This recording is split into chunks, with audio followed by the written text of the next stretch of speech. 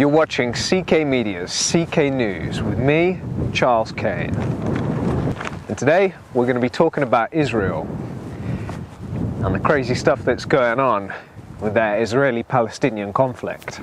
The Hamas, who are fighting on the Palestine side against Israel, have agreed to a ceasefire. However, that ceasefire ended only hours later when an Israeli commando team called Maglan entered into the Palestine Gaza Strip to do some undercover, covert operations. Maglan, by the way, is a type of bird which is an ibis.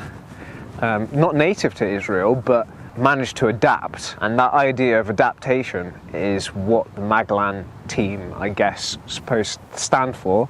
They're the undercover operation unit that fits into wherever they're supposed to go.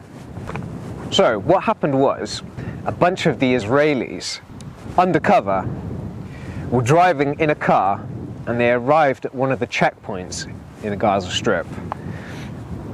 Some of them, by the way, were dressed in drag to really blend in as Palestinians. So they were dressed as women. They got to the checkpoint and their cover was blown when one of them was discovered as Israelis. And once their cover was blown, they started a firefight. They started shooting each other, and which resulted in 7 of the Hamas soldiers were killed, and 1 of the Israeli commando unit, which was a colonel. Those commando soldiers were airlifted out of the place by helicopter soon after the firefight was over. Why were they doing this undercover mission, like some James Bond sort of stuff? Except James Bond didn't really dress up in drag. Well, Israel use electronic surveillance and wiretapping. So the Hamas don't generally use phones, and to avoid being seen by drones, they use a secret underground tunnel network that runs through the Gaza Strip, which makes electronic surveillance pretty much useless. So they have to resort, the Israelis, to other sorts of means for intelligence gathering. Once this little firefight happened, Hamas got word of it, and they sent over 400 mortar strikes and bombs over into a nearby town just over the border of the Gaza Strip in Israel. And Israel then responded with 160 airstrikes and missiles into the Gaza Strip. And this all happened within the space of 3 hours. So you can imagine the sort of devastation and complete, utter chaos that was going on of that brief pause from the ceasefire. Egyptians were called in, and they were used as a third party to try and they tried to calm the tensions down. And again, 24 hours later, the ceasefire was then reinitiated. I mean, this caused a lot of destruction for both of the places in Israel and Gaza, which is really unfortunate. But Egypt are more likely to favour Israel because Yuval Steinitz, the energy minister for Israel, has made a placeholder agreement with Egypt to start in 2019, in the early months, to send them $15 billion worth of gas for the foreseeable future. They've struck a deal with them from their Delek gas group.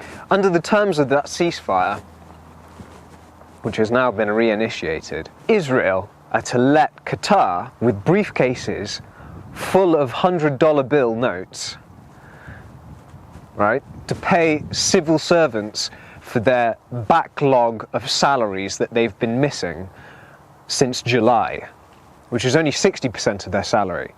$15 million packed into 3 suitcases was sent in by these Qataris into the Gaza Strip to pay Hamas civil servants, such as teachers and policemen and healthcare assistants, and a further $90 million in the next 6 months.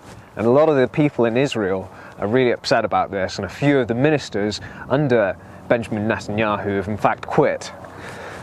So they don't really want anything to do with Hamas and letting anything go. The Palestinians don't want any war because they won't be able to get any money into the country. And that, along with their failing economy, is a real crux for them.